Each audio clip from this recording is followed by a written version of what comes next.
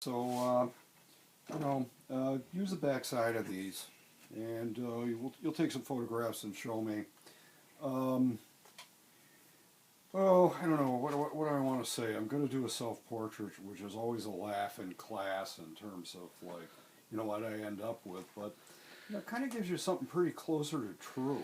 And you guys know your own faces, so everything that I had to say about a third, a third, a third, the ear, the eye, you're going to have to find somehow your way into the inside of the face, and the best way is through the ear, to just draw a line right through. We don't care how you get there.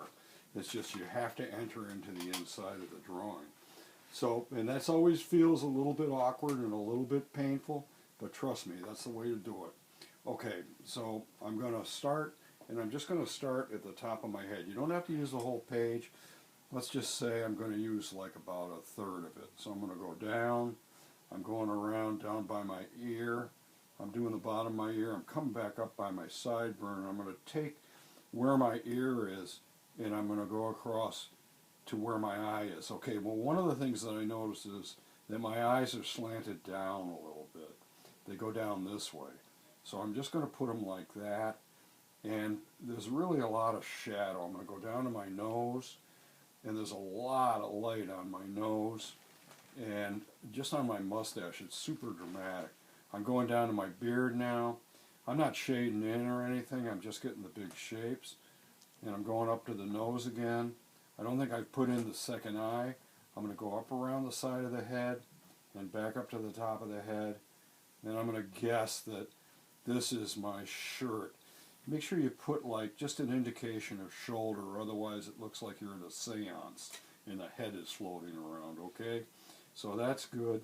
Alright, so let me take a look. Yeah, that ain't bad. So this is way off, but that's easy.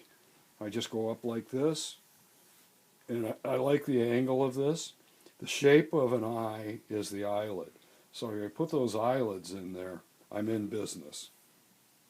This ear is here, maybe comes up just a little bit more. This comes down here. This comes down to my shirt. And here's the shirt. I didn't put my mouth in, but that's easy to do now. So that's it, and this is kind of like the underside of my nose, like right here. So okay, so I'm just going to tear into this and put value into it.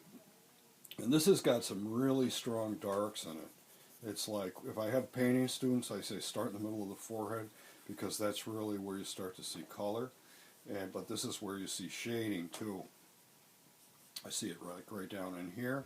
I might give just an indication of an eye, just a dot.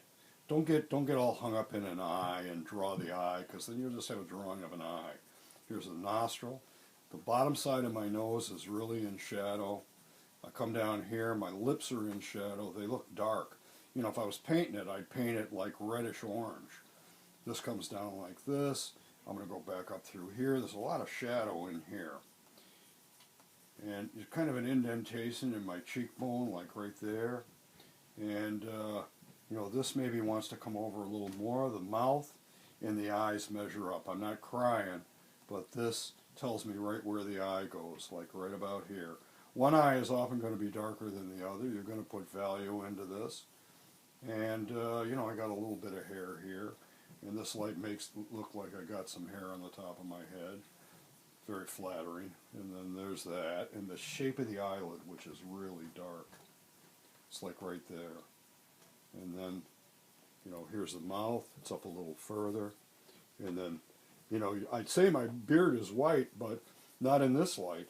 It goes to on the grayscale, it gets up, past middle gray. It's about 6 on the grayscale. I'm always talking like that, where things are on the grayscale.